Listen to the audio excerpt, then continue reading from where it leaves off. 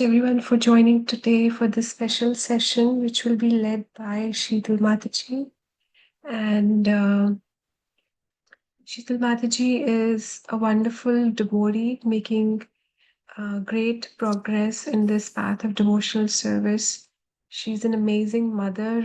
She's raised two beautiful, wonderful daughters who are not only intellectually very capable, but at the same time, their character is also amazing. And we're so blessed to have them uh, in our congregation, in our community, in our friend circle. And Mataji has also been practicing before as a speech therapist. And today she's going to lead us into this wonderful topic as Narsimha Chaturdashi is just on Sunday, the May 11th. So Mataji will be talking about Narsimha Chaturdashi, importance of it. And thank you so much, everyone, for being here and encouraging and supporting Mataji for this special class. Thank you so much. Mataji, you may begin. Hare Krishna, Dandavat Pranam to all the devotees. Please accept my humble obeisances. Mataji, thank you very much for your kind words. I don't know how much I'm capable, but I'm very, very grateful for this opportunity that I have received by the mercy of Sri Narsimha and the devotees to present this class. So I'm very, very thankful and I'm nervous that that I hope that I'm able to meet the expectations. So I'm going to seek forgiveness in advance for any mistakes that I may commit. And if you find anything inspiring in the class or something that you connect with or you understand the points, then all glories to the acharyas. Of whom, like whose classes that I've been listening to. But if there are any mistakes, any faults, it's entirely, it will be credited to myself. It's going to be my fault if I don't deliver it properly. So, having said that, let's begin on this auspicious occasion of Nursing Chaturdashi. We'll start with the prayers. Um, ॐ अज्ञानतिमिरान्धस्य ज्ञानञ्जनशलाकय चक्षुरुन्मिलितं येन तस्मै श्रीगुरुवे नमः। श्रीचैतन्यमनोभीष्टं स्थापितं येन भूतले स्वयं रूपा कदा मह्यं ददाति स्वपदान्तिकम्। वन्देऽहं श्रीगुरु श्रीयुतपदकमलं श्रीगुरुवैष्णवांश्च श्रीरूपं साग्रजातं सहगणा रघुनाथावितं तं सजीवं साद्वैतं सावधूतं परिजनासहितं कृष्णचैतन्यदेवं श्रीराधाकृष्णपादान् सहगणा ललिता श्रीविशाखावितांश्च। हे कृष्णा करुणा सिंधु दीनबंधु जगतपते गोपेशा गोपिका कांता राधा कांता नमस्तुते। तप्त कांचन गौरंगी राधे वृंदावनेश्वरी वृषभानुसुते देवी प्रणमामि हरिप्रिये। वाञ्छाकल्पतरुभ्यश्च कृपा सिन्धुभयेव च पतितानां पावनेभ्यो वैष्णवभ्यो नमो नमः। जय श्री कृष्ण चैतन्य प्रभु नित्यानंद श्री अद्वैत गदाधर श्रीवासादि गौर भक्त वृंद। नमो ओम विष्णु पदाय कृष्ण पृष्ठाय भूतले श्रीमती भक्ति वेदांत स्वामिनीति नामिने। नमस्ते सरस्वती देवी गौरवाणी प्रचारिणे निर्विशेष शून्यवादी पाश्चात्य देश तारिणे। हरे Krishna Krishna Krishna Hare Hare Hare Ram Ram Ram Hare Hare. Hare Krishna, dear worshipable devotees. Thank you everybody for joining.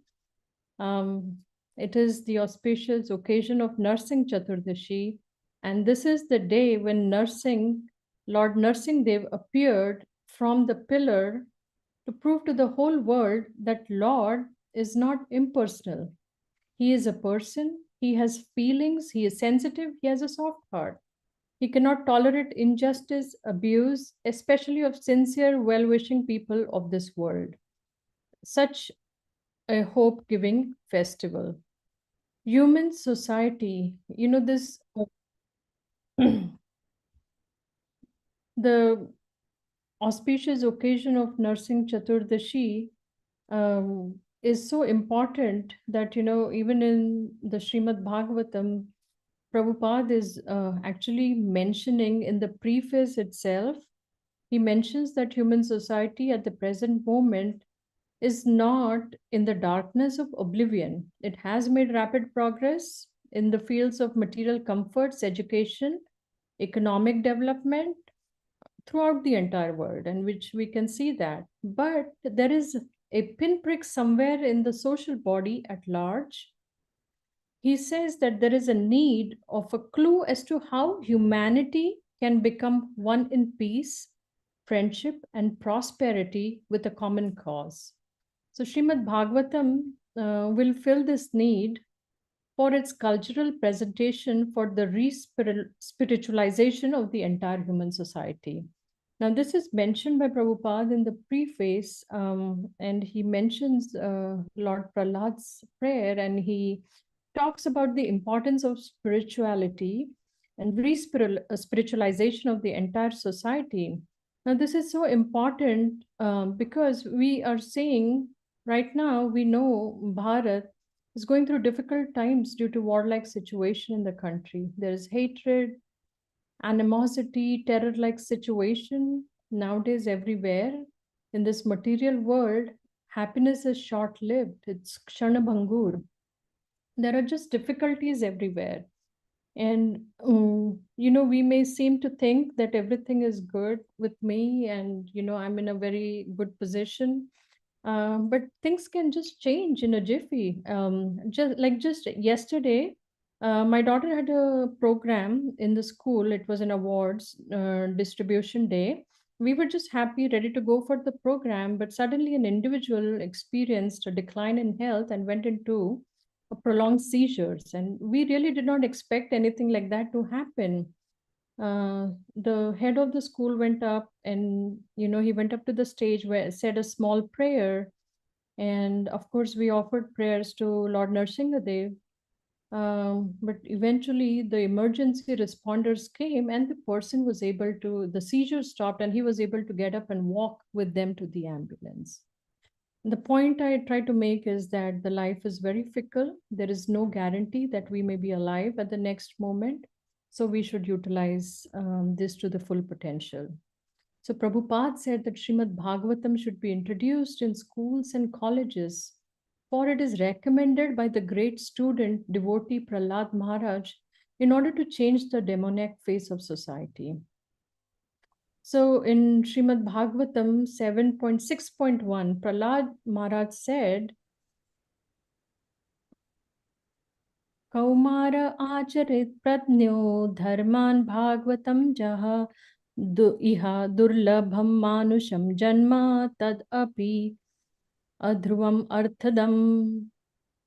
So Prahlad Maharaj is saying that one who is sufficiently intelligent should use this form of human body that we have from the very beginning of life, that is, from a very tender age of childhood, to practice the activities of devotional service, giving up all other engagements. The human body is rarely achieved, and although temporary like other bodies, it is meaningful because in human life, only one can take up to devotional service. So, even a slight amount of sincere services in the path of devotion can give complete perfection. Now, the disparities that we see in the human society is due to lack of civilization, godless civilization. There is God or the Almighty One from everything that emanates, by whom everything is maintained, and then whom everything is merged to rest. But material science has tried to find this ultimate source of creation very insufficiently, but it is a fact. There is one ultimate source of everything. And this ultimate source is what is explained in Srimad Bhagavatam. And today we are going to, discuss the pastimes of Narsinga Dev, in order to prepare our consciousness for the Narsimha Chaturdashi, that is this Sunday, May 11th. So, before we begin, let me just offer prayers, because without prayers, there is just no chance, that we can do anything without the Lord's mercy. So we invoke the blessings of the Lord, and prayers are Om Namo Bhagavate Vasudevaya. Om Namo Bhagavate Vasudevaya. Om Namo Bhagavate Vasudevaya. Narayan नमस्कृत्य नरं चैव नरोत्तमा देवीं सरस्वती व्यासं ततो जयमुदीरयेत् नष्टप्रायेषु भद्रेषु नित्यं भागवत सेवया भगवते उत्तमश्लोके भक्तिर्भवति नैष्टकी. Om. We also offer our prayers to Sri Narsimha Dev. Om Namo Bhagavate Narsimhaya. Namaste Tejase Avir Bhava Vajranakha Vajradamstram Karma Shayana Randaya Tamugrasa Grasa Om Swaha Abhayam Atmani Bhuishta Om Kshama. The prayers translated to are: I offer my respectful obeisances unto Lord Narsimha, the source of all power. O my Lord, who possesses nails and teeth just like thunderbolts, kindly vanquish our demon-like desires for fruitive activity in this material world. Please appear in our hearts and drive away our ignorance, so that by your mercy we may become fearless in the struggle for existence in this material world. So, demon-like tendencies. So, what is an asura? What is a demon? Okay, so we are coming like a background of the story. So, but we'll try to understand what is an asura. Asura is not somebody who has horns or is a man-eating cannibal. Asura is a tendency based on two important principles: the egoistic and selfish. It's I, me, and mine. Controllership, proprietorship, and I am the enjoyer. And this is the demoniac mentality where, we don't factor in the Lord at all, but everything belongs to me. I am controlling. I am going to be the enjoyer, and this is me, mine. So this is the demoniac mentality. And this is the Hiranyakashipu mentality in all of us. Now, Hiranyakashipu is a very interesting name. It means, like, Hiranya means gold and Kashipu means soft bed. Now, why do we want gold? Wealth means control and soft bed means enjoying. Krishna says in the Bhagavad Gita that I'm the ultimate bhokta. He is the supreme enjoyer, the supreme controller, and that everything exists in him. And one who knows this becomes peaceful. The extent to which we think that we are the controller and the enjoyer, we have constant anxiety. That gives rise to fear, competitiveness, negativity. And this arises all because we are turning away our face from the Supreme Lord. And that is why we came in this world in the first place. So Hiranyakashipu was like that. He was extremely intelligent, extremely powerful, and very influential. And he had strategically conquered the entire universe, except for Brahma, Vishnu, and Shiva. Hiranyakashipu, and I'll give a little background. Hiranyakashipu had a twin brother. His name was Hiranyaksh. And Hiranyaksh was killed by the Vishnu form of Lord Varaha. And Hiranyakashipu was very angry and upset that Lord Vishnu had killed his brother. So he wanted to avenge his death and he wanted to become immortal. So, with that desire, he, entered the valley of Mandara mountain and began practicing a severe type of austerity and meditation. And this meditation caused a lot of disturbance in the universe. So, seeing Hiranyakashipu engage in this austerity, excuse me, the demigods returned to their respective, um, they saw what he was up to, and his austerity was so intense that there was fire that was blazing from his head, disturbing the entire universe and its inhabitants, and which included the demigods. The higher planets, lower planets, they became like very hot to live. And being disturbed, the demigods kind of went to see Lord Brahma. And what Hiranyakashipu was doing was he actually stood up on his toes with arms, his hands raised up to the sky, and like that he meditated. He even stopped eating, and he went on like for thousands of years. I think it said about 10,000 years or so. And seeing all this, the demigods went to Lord Brahma. Oh, and I forgot to mention that there were even ant hills, on his body that had formed. So he was so much engaged in the meditation, and it caused the disturbance. So Lord Brahma uh, appeared in front of him on the behest of the demigods. And uh, when Lord Brahma actually kind of knew what was his meditation was, but he was accompanied by the great sage Briga, and he went to see Hiranyakashipu. And Hiranyakashipu was he was told that ask what you want as your boons. So Hiranyakashipu wanted immortality, but Brahma said, Baba, I'm only not immortal. How can I give you immortality? So Hiranyakashipu went on saying that, okay, since I cannot get that, that he prayed to Lord Brahma that he should not be killed by a living entity, not be killed in any place, covered, uncovered, not to die in the daytime or at night, not to be killed by any weapon on land, in air, and not to be killed by any human beings, animal, demigods, or any other entity, living or non-living. Basically, all the living entities, living, non-living, that were created by Lord Brahma, he basically didn't want to die, um, from anybody. And his thought process was that if these are the beings that will not be able to kill me, then there is nobody left that is able to kill me, and indirectly I will become immortal.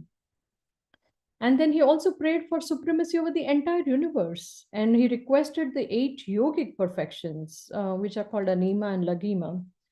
So Lord Brahma granted him the boon. And Hiranyakashipu thought that, oh, that, he got puffed up, that I'm not going to die and nobody's going to kill me. I've become all this powerful. And also, he thought that he tricked Brahma into giving him the boon. So this is another example of the like a demoniac mentality where he's ungrateful even to the Lord Brahma, who has given him the boon, and he's thinking that, oh, I have nicely tricked Brahma. So after he received these benedictions, he was revived with full beauty and body like gold. And nonetheless, he was continuing to be envious of Lord Vishnu. And Hiranyakashipu, with his power, conquered the entire universe. The 10 directions, the 3 worlds, both demigods and asuras were under his control. He went to the heaven. He even took over the residence of Indra. He drove him out, and he began to enjoy life in luxury. And he just thus became mad. So all the demigods, as I mentioned, the demigods, except Lord Vishnu, Lord Brahma, and Lord Shiva, came under his control. But despite all this material power, he was always dissatisfied. He was always puffed up and proud.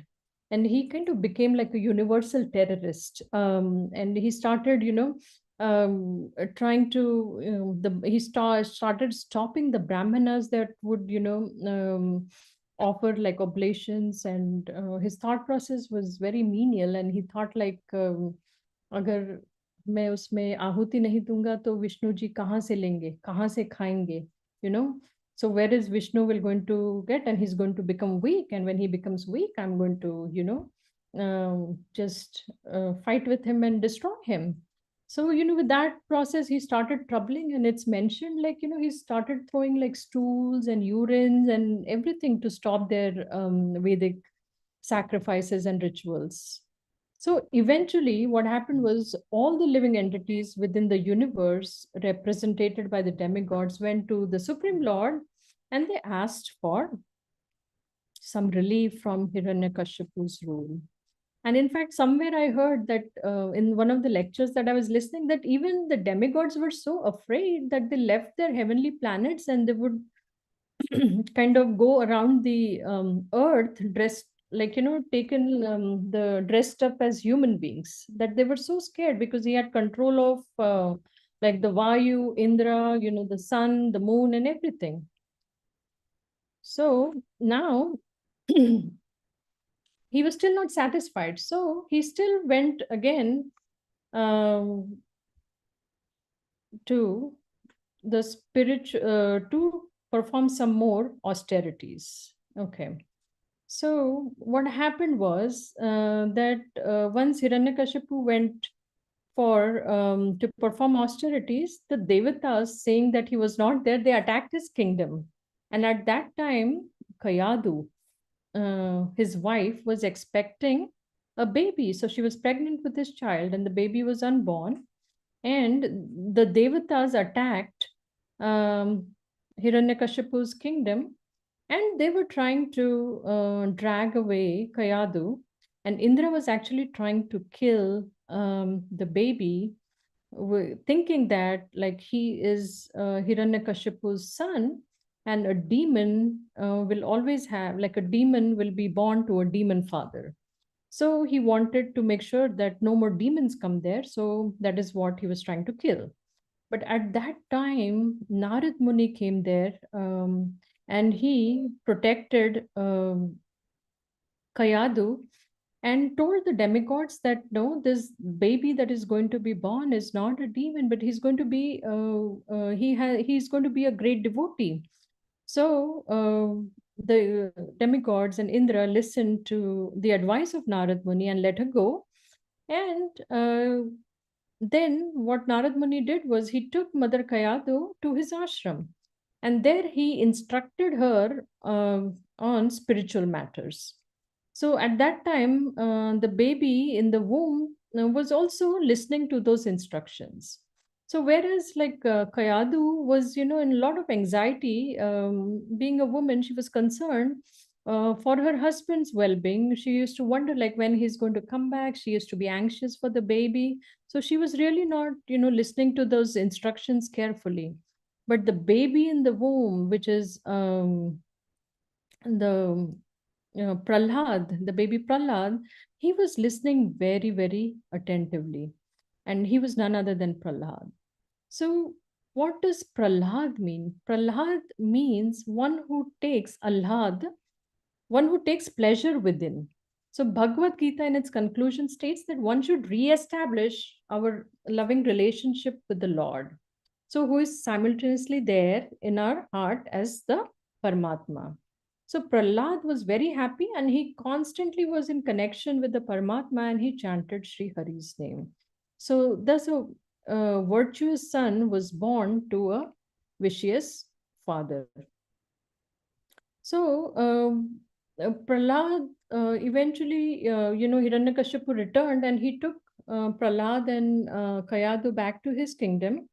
And then, as he grew up, he was admitted to the school, and the school of demons.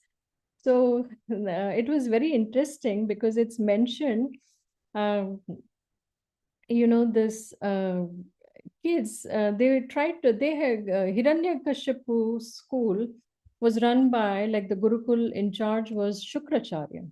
And he was also the Purohit for the demons. And he had two sons, Chanda and Amarka.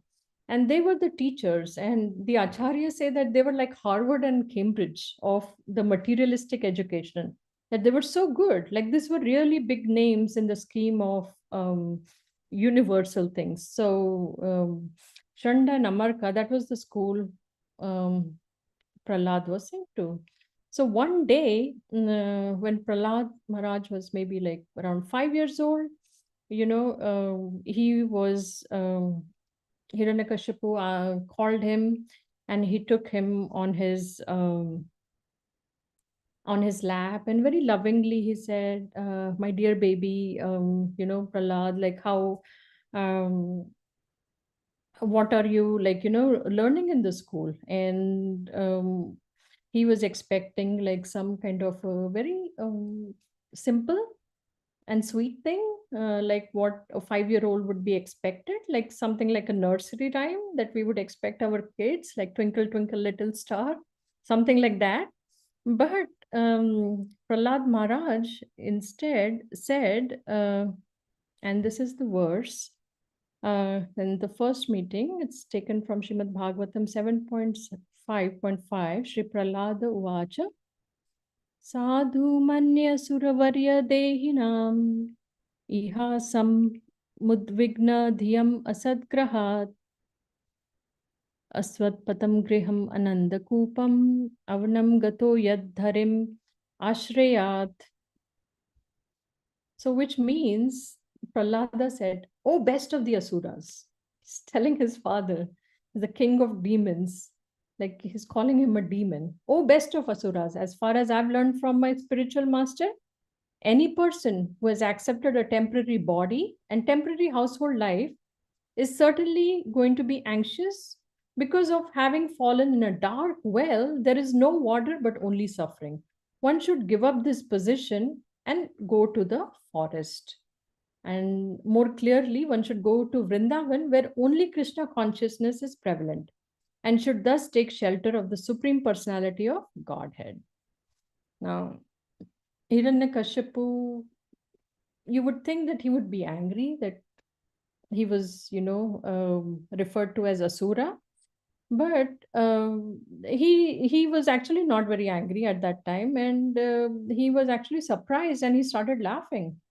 And he thought, like, where is this knowledge, or what is this child, talking about? So he called the teachers and he told them, maybe, some Vaishnavas or devotees are coming to the school secretly, and they're polluting the children's mind. So he said that you better be careful, like all these devotees of Vishnu, they should not, come to the school and not um, kind of affect the kids.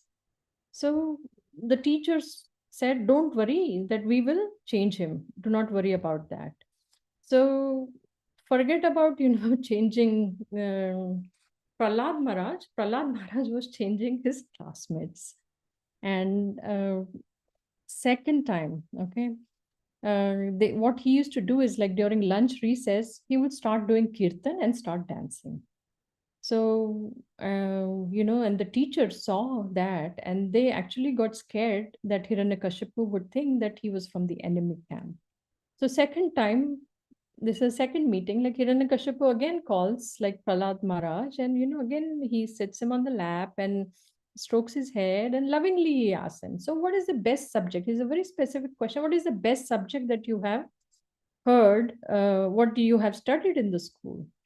And then, so again, he's not talking about anything material, but Sri Prahlad Maharaj says, Sri Prahlada Vacha, Shravanam Kirtanam Vishnu Smaram Pada Sevanam Archanam Vandam Dasyam Sakhyam Atma Nivedanam Iti Pumsparita Vishnu Bhaktischan Navalakshana Kriyeta Bhagavati Adha Tanmanye Aditam Uttamam.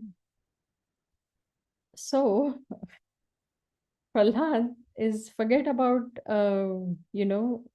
saying anything about the school subjects. Again, he was started reciting the spiritual topics, and as we know that Prahlad had two set of teachers. One was the spiritual teacher who was Narad Muni, his spiritual master, and the other one was the materialistic teacher Shandan Amarka. And Prahlad Maharaj said, you know, that hearing and chanting about the transcendental holy name, form, qualities, paraphernalia, and pastimes of Lord Vishnu, remembering them, serving the lotus feet of the Lord, offering the Lord respectful worship with 16 types of paraphernalia, offering prayers to the Lord, becoming his servant, considering the Lord one's best friend, and surrendering everything unto him. In other words, serving him with the body, mind, and words. So these 9 processes are accepted as pure devotional service. One who has dedicated his life to the service of Krishna through these 9 methods should be understood to be the most learned person, for he has acquired complete knowledge. So this was something that he had remembered from the teachings of Narad Muni. And that's how, he very wittily replied to his father that there are 9 ways of performing bhakti unto Lord Vishnu. And that one who performs this is the most knowledgeable person. So Hiranyakashipu was very angry this time. He scolded the teachers and told Prahlad that he was very degraded. He said, if your teachers have not taught you this, where have you learned this devotional service from? And then Prahlad Maharaj, he's very respectful to his father. That is also something that the acharyas have pointed out, that externally he's very respectful. He never, he's very polite, and very politely he answers that bhakti is not developed by those who are not self controlled. Because of their uncontrolled senses, they enter hellish life and repeatedly chew the chewed. So they become blind to spiritual life, following the other people. So, on the other hand, those who take shelter of the pure devotees and serve Krishna are freed from the cycle of repeated birth and death, and ultimately enter Vaikuntha. So now Hiranyakashipu is really, really angry. He's trying to, there is nothing that has come up in their schooling system that has been taught. So it is said that the schooling system, they would always were teaching all the materialistic things, but this is not getting, Prahlad is not getting connected to this teaching. So Hiranyakashipu was very upset, and he ordered his demon soldiers to kill Prahlad. Now, while they were trying to kill him, they utilized different means, because not one mean that they used was being successful. So they tried, the demons tried to kill with the trident. He would not die. Prahlad was simply, just busy taking Lord Sri Hari's name, and nothing happened to him. So there was other means tried, like he was put under a mad elephant, amidst like poisonous snakes. He was thrown off the cliff. He was put in, he was burnt by fire. They were trying to put him in hot oil, but nothing happened to him. So he was fearless, and he continuously chanted the names of Sri Hari and did not die, despite the various means of killing him. When one becomes fully dependent on the Lord, one is devoid of all material fears. However, when we turn our face away from the God, we are naturally situated amidst fears and anxiety. So, fixing our hearts on the Lord will frighten the fear in us. So basically, he was just fixated, on chanting Sri Hari's name. And we've heard that if the Lord decides to save a person, nobody can harm him. And if the Lord decides to punish a person, nobody can save him. Now, Hiranyakashipu is very disappointed that he's not dying. Now, the teachers, Shanda and Amarka, went to the king of the demons and said, he's merely a child. Don't worry. When he grows up, he will give up his devotion. We will train him. And then they took Prahlad again to the school, the Gurukul, the school of demons, and there they tried to give him the materialistic knowledge. And what was this knowledge? This knowledge was nothing but how to differentiate between friends and enemies. Then they were trying to teach him politics, like how to cheat people, loot people, and the purusharthas, the four purusharthas that we have: dharma, artha, kama, moksha. So out of the four, they were teaching the three aspects of purusharthas, like dharma, how to do your religious duties to get wealth, and which is earth, and that wealth can be used then for sense gratification, which is kama. The teachings, all these teachings had no effect on Prahlad Maharaj. And forget about the teacher teaching Prahlad, he started teaching bhakti to his small demon friends in school. So what did Prahlad do? Now his demon friends, they were little kids, demons, but they were like, what we see as little Krishna, or like little Bhim. So they were little kids and who did not have those demon-like horns come out, which means like they did not have the demoniac mentality yet. And he was happily teaching them, and he was teaching them, like, my dear friends, intelligent people should worship Lord Hari. Human life is so rare, and although it is temporary, it is very effective to perform bhakti, and it is natural to love Vishnu because he is our well-wisher. And he would tell his friends that do not waste human life to attain material pleasures, rather use it to worship Lord Hari. And guess what? Inspired by him, the children began to chant the names of Sri Hari. The teachers, Shanda and Amarka, saw this and were shocked, worried, and they immediately informed Hiranyakashipu about the events. And Hiranyakashipu was very angry and says that enough is enough. Bring him to me. And Prahlad Maharaj comes there, and he was very respectful. Again, he's very respectfully, like physically also, he's offering obeisances, verbally also. And there was this quality in Prahlad Maharaj that he always spoke the truth. So no matter what. So, externally he was very peaceful, and internally, mentally, he was always fixated on Lord Hari. So Hiranyakashipu asked him, why do you chant Lord Hari's name? Prahlad says, that is the truth, and he is the eternal father for both you and me. And Hiranyakashipu says, stop this nonsense. Everyone in the universe is scared of me. Why are you not scared of me? Where do you get this strength? And Prahlad says that the same place where you get it. So just imagine like a fan is asking the tube light, where are you getting this current from?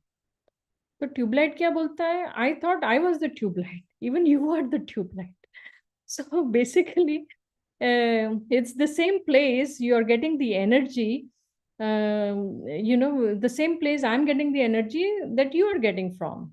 So Prahlad tells Hiranyakashipu, the source of our strength is the same.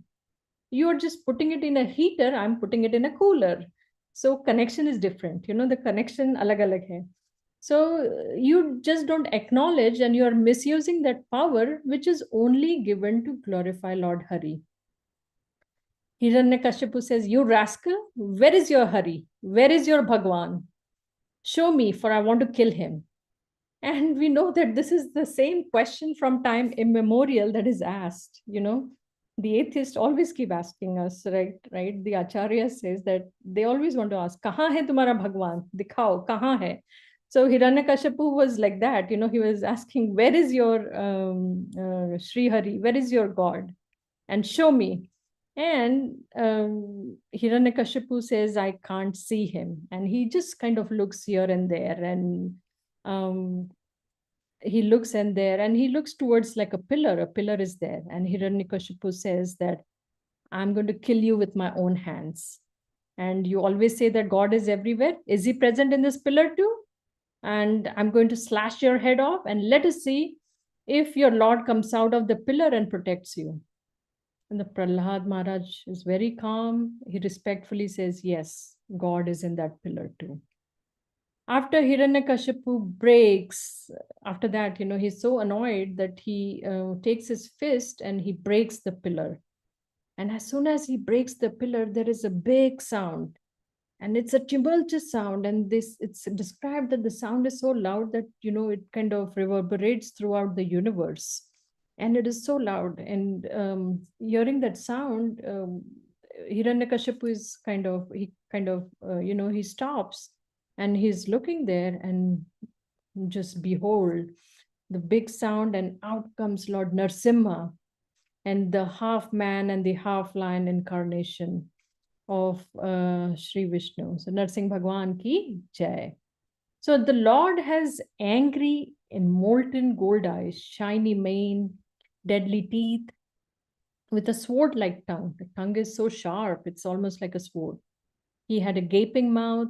His nostrils were like dark mountain caves. He had a broad chest and bodily hairs that resembled the moon's splendor. So Hiranyakashipu is initially kind of scared. Then he goes and he starts fighting. And Lord Narsimha, what he does is he starts fighting, and there is a big fight that goes on. Now it's described, it's like like a cat and mouse fight. जैसे तुमको चुन चुन के मैं मारूंगा, तड़पा तड़पा के मारूंगा, ऐसे करके हिरण्यकश्यपु और नरसिंह भगवान का फाइट चलता है. But after that, what happens is the reality is that the Lord is actually, it will not take a moment for the Lord to kill Hiranyakashipu. He doesn't even have to appear. He doesn't even have to he can just kind of, he's sitting in the heart, he can just give him a heart attack and he can die, but still the Lord appears. And the Lord appears and he's waiting for the right time. So as soon as there is the twilight part, in the evening, so Narsingh Bhagwan puts Hiranyakashipu on his lap. So he is not on air, not in water, not on earth. And he kills him with his claws, like no astra, no shastra. So he's using his, sharp claws, and with those nails, like he tears open the stomach of Hiranyakashipu, and then he rips out the intestines and just garlands himself with Hiranyakashipu's intestines. So Hiranyakashipu is killed at twilight, and Narsimha Bhagwan comes as the half man, half lion to satisfy Brahma's boon. So the Lord has appeared, to satisfy Narad Muni's boon. Like, Narad Muni has said that Prahlad is a big devotee. He's going to be a big devotee. And Lord Vishnu will come and save. And then Lord Brahma has given this boon, to Hiranyakashipu. So the different ways of how he would die or not die, so forth. But the Lord is keeping his devotees' word, and also definitely for Prahlad Maharaj, because Prahlad Maharaj did say that the Lord is in the pillar, so he did keep the words of his devotees. So that was where Lord Narsimha appears, and he is so ferocious. He's beautiful, but he's so ferocious that even after Hiranyakashipu has died, he's maintaining that angry mood, and nobody is able to pacify him. So all the demigods appear there, and but nobody has the courage to kind of approach Lord Narsimha. So Lord Brahma then asks Prahlad to kind of go and pacify the Lord. So there are beautiful prayers that Prahlad Maharaj offers to Lord Narsimha, and I will just go like a little bit in short over the prayers. And in the prayers, Prahlad is saying, that I'm happy, I'm delivered by my Guru Narad. I'm not in anxiety because I'm absorbed in remembering your name, form, qualities, and pastimes. I have anxiety for people who carry a burden created out of their anxieties. And Lord Narsimha Dev, actually, he's very happy, he's appeased, and he tells Prahlad Maharaj that you have suffered so much, come back to the spiritual world, or take the boon and come back to the spiritual world. But Prahlad Maharaj says no, as long as one fool is suffering, I want to stay back, assist my guru, and help them go back to Godhead.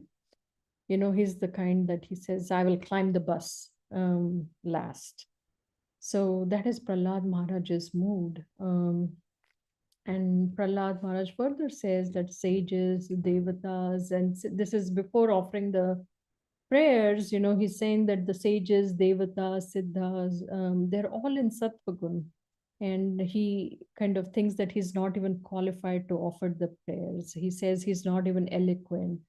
He mentions that there are 12 qualifications, or disqualifications, and that also, if one has that, it's not sufficient to satisfy you. So Prahlad Maharaj had no pride, but by the blessings of Narad Muni, he said that I have little qualification, thoda chutta mutta qualification of devotion, and I have faith in Krishna that he will give me that ability, to offer those prayers. And Prahlad Maharaj offers the prayers, and Lord Narsimha gives up his anger, puts him on his lap, and lovingly strokes his head.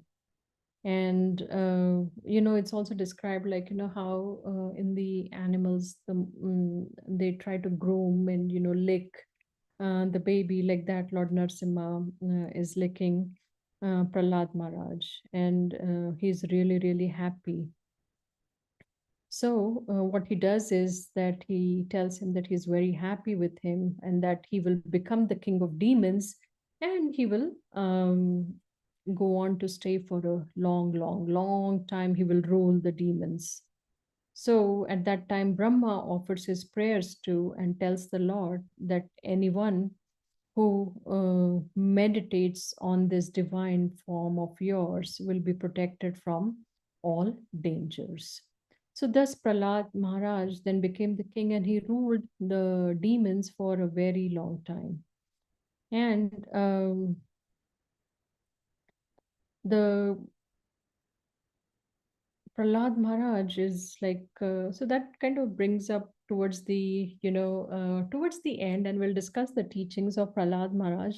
But I was just thinking that this pastime is so important that almost like an entire canto, chapter 7, canto 7, it has like almost 10 chapters devoted to this pastimes. And it was really hard for me, what I should, take and highlight. So I just decided that we will go with the entire discussions.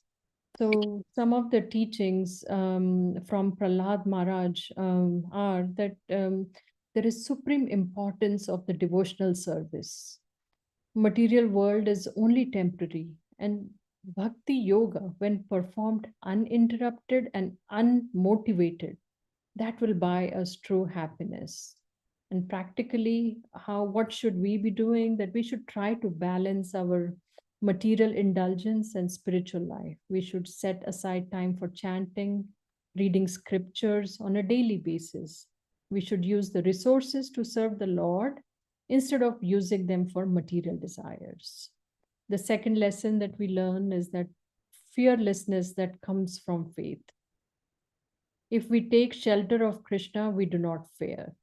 As they famously say, Mare Krishna Rakhe Krishna Mare ke. So practically, we should engage in this devotional service when things are going right for us. We should take the opportunity. And when things are not going well, we should engage with twice the effort, twice the enthusiasm. We should take more shelter of the Lord. So, coming to the third point, we should learn to be tolerant and practice forgiveness. So we know that Chaitanya Mahaprabhu, in his third verse of Shikshashtakam, has said that Trinadapi Sunichena, that we should be humbler than a blade of grass. So we need to, learn to be tolerant and cultivate this ability of practicing forgiveness. So in our day-to-day life, we can handle like workplace conflicts with humility.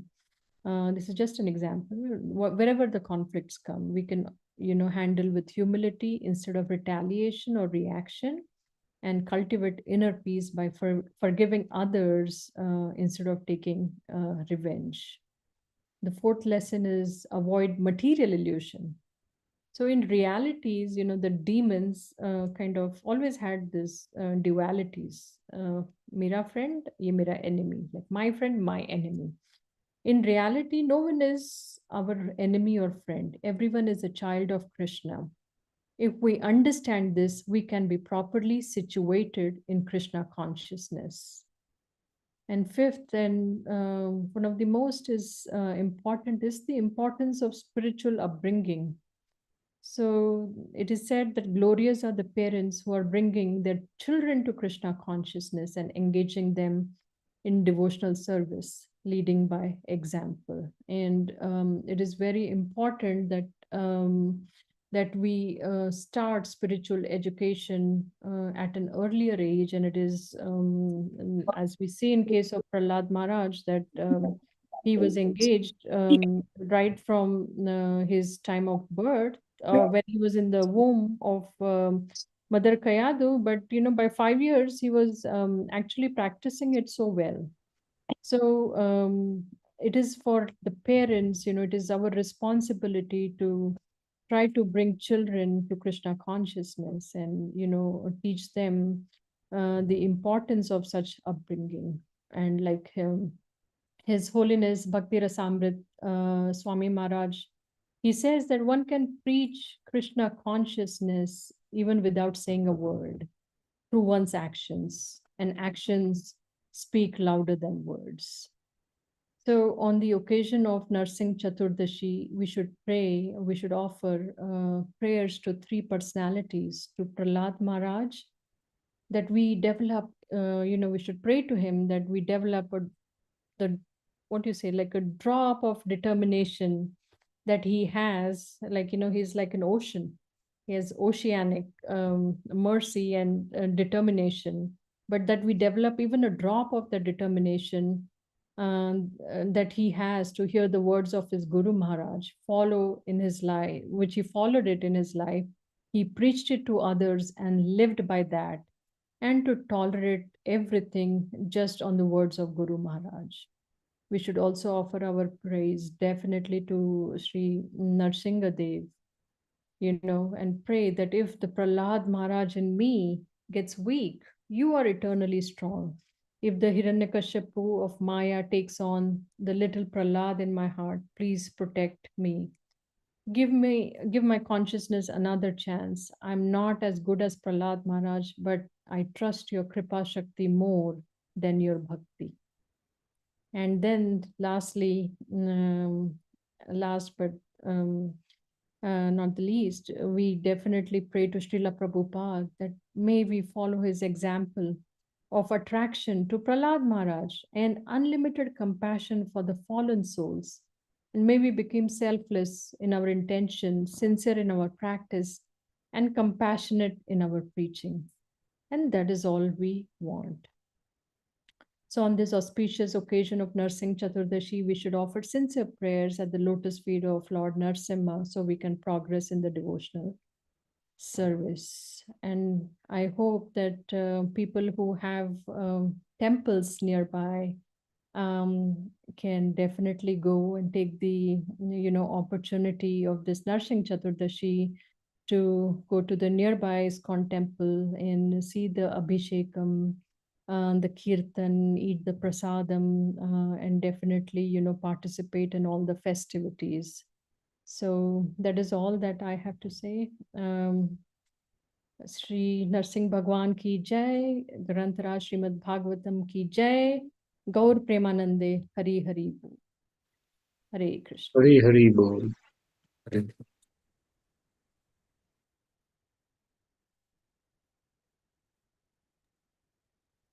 you so much, Mataji, for walking us through this wonderful pastime of Prahlad and Narsimhadev. Thank you for serving Srimad Bhagavatam tonight. And you touched upon various important aspects of the pastimes. Of course, it's very big and very deep, but we're so grateful that you touched the important aspects of the pastimes with certain teachings. And you were always using poetic expressions and vivid descriptions, analogies to explain uh, pastime of the Lord and the teachings. And thank you for also walking us through the teachings of Prahlad Maharaj. They're so important, so crucial. This whole episode is so important that Sri Chaitanya Mahaprabhu used to hear again and again from Gadadhar Pandit near Tota Gopinath and Shiv Jagannath Puri. So it's of paramount importance that we also keep relishing these pastimes again and again. So we also open up for any questions. Does anyone have any questions, any comments that you would like to share, any reflections that you have? And correction too. Anybody has anything to share or add? Hare Krishna Mataji. This is Narangi Devi. Thank you so much. It was a very beautiful narration of the entire Nursing Prahlad Leela. You mentioned all the wonderful points. This particular pastime is very, very dear to my heart, actually. So hearing from you was very nourishing. Um, I really like that point you mentioned about energy of the Lord. Prabhupada often mentions that point in his purports, that it's the same energy, but when it comes in contact with materialistic people who use it for their sense gratification, it becomes inferior energy. And when that same energy is used by devotees in the service of Lord, it becomes spiritual or superior energy and brings them closer to the Lord.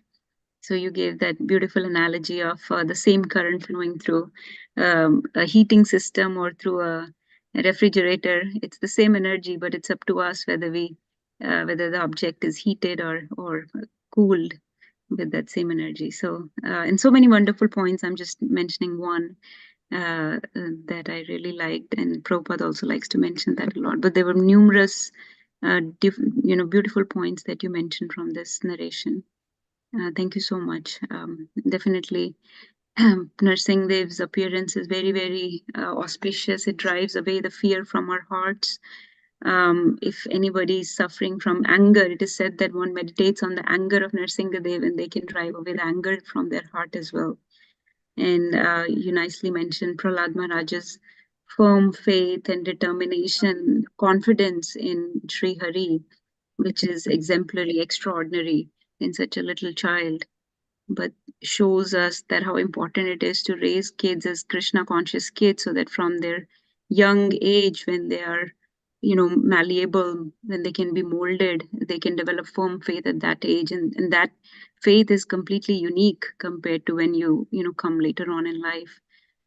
So very important point you mentioned there, to bring kids in Krishna consciousness. Thank you. I won't take too much time, but many points that I really loved. Very bold. Thank you, Mataji. And you rightly mentioned this pastime is also very dear to me.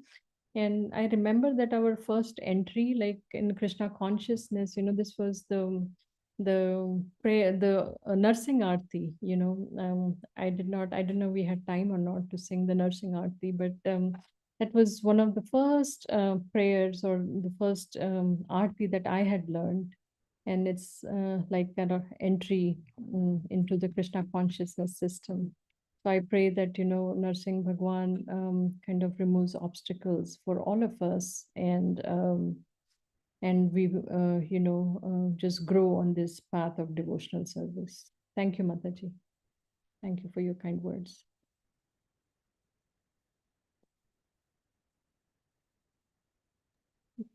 Yes, Ravi Prabhuji. Thank you so much, Narandi Mataji. Hare Krishna, devotees, Hare Krishna, Mataji and Shital. Um, yes, it was very well covered to whatever limited understanding I have, and I have seen the preparation by being here. So the preparation was really going on. Um, like right now, India is preparing for the Pakistan. It's like all to the point, very focused. But one of the point that resonated with me, and I think I have also experienced the what you just mentioned in the big in the end, that always pray to Krishna, Hari, Narsingh Bhagwan, that Kripa Shakti is the more important than my Bhakti Shakti, because my Bhakti can just go, and Maya is so strong that it can just get my Bhakti, whatever I think I'm doing. But if you keep your Kripa, your Daya on me, I can come to you. So that is very important, and that I resonate with it. So again, everything was very wonderful that I could think of. Thank you so much. Hare Krishna. Thank you.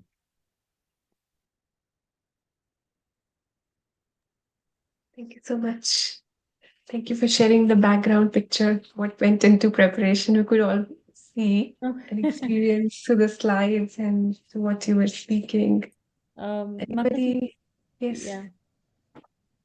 Yes, please go ahead, Mataji. No, Mataji, I was just saying that yes, a lot. I had to spend a lot of time, but it's not that I'm very smart or anything. I just have to. I'm a slow learner, so it takes me time to prepare.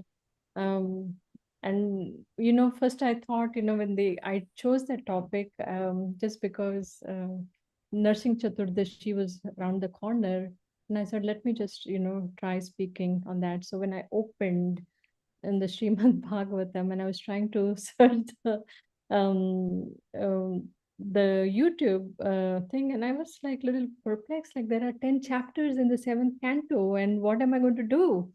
With the 10 chapters. So where should I take from? I don't have that expertise that I can take one verse and then just elaborate so much on that. So that's why it took me some time, Mataji, to prepare. Definitely. Yeah, whatever preparation goes in, it just nourishes us also. So it's like worthwhile, Yeah. preparing. Yes, Usha Mataji. Thank you, Mataji. I'm not sure that I'm fortunate enough to talk with you all, but wonderful to be with Mataji, and so wonderful. Your presentations went so well that you, like the first Mataji, I don't remember who, Narangi Devi Dasi Mataji mentioned some of the strong points that I like to um, say it again, that it was so wonderful to listen to that about those energy and your analogy along with it. And coincidentally, thank you that you came to Houston and you're able to recite Narasimha's prayer somehow. That was so wonderful. It just happened to, be that Narasimha's prayer you're able to recite over here. So thank you so much. Well, you did very nicely. Wonderful. Yeah. Very Thank you, thank you so much, Mataji. Usha Mataji has joined from Houston, and it was she who recommended my name during the Aarti for the temple, and then I got the opportunity to sing Narsing Aarti in the temple during the evening time. So she's very kind and merciful. Thank you, Mataji.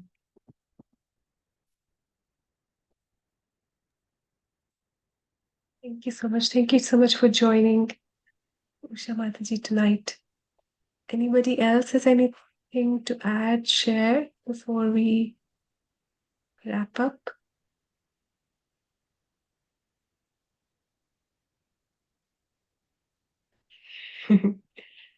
Thank you so much for, working so hard for Krishna and giving us this chance to purify ourselves by hearing this pastime, Mataji, and being so authentic in your presentation. We're very grateful and allowed Haribol for Mataji before we pause for the day. Haribol. Haribol. Haribol. Haribol. Haribol. Hare Krishna. Much. Thank Srimad you. Bhagavatam ki jai, Jai. Srila Prabhupada ki jai, Jai. Sumit Jai. Kaur Bhaktivinoda ki jai. Jai. Hare Krishna. Thank you so much. To best kripa sindhu bhai vacha patita nam Hare pavana Krishna. Vaishnava. Thank you, Mataji. Hare Krishna.